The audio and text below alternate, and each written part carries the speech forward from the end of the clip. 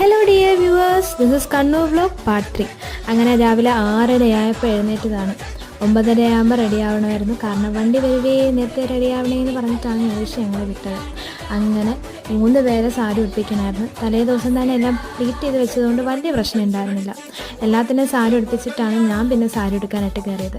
തലേന്ന് ഞാൻ പറഞ്ഞായിരുന്നു 8:30 എല്ലാം റെഡിയാവണം, 8:30 തൊട്ട് 9 വരെ ഫോട്ടോ എടുക്കണം, റീൽ എടുക്കണം എന്നൊക്കെ പറഞ്ഞാണ് എല്ലാത്തിനും രാവിലെ 6:30 കുത്തിപ്പൊക്കിയത്. പക്ഷേ 8:45 എല്ലാം റെഡി ആവാനായിട്ട് കയറിയത്.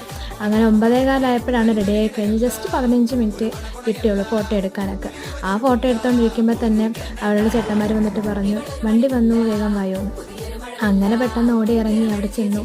കാപ്പി കുടിച്ചു. ഇഡ്ഡലി, സാമ്പാർ, ഉപ്പുമാവ്, പഴമൊക്കെ ഉണ്ടായിരുന്നു. പിന്നെ നവ്യേച്ചി വന്നു.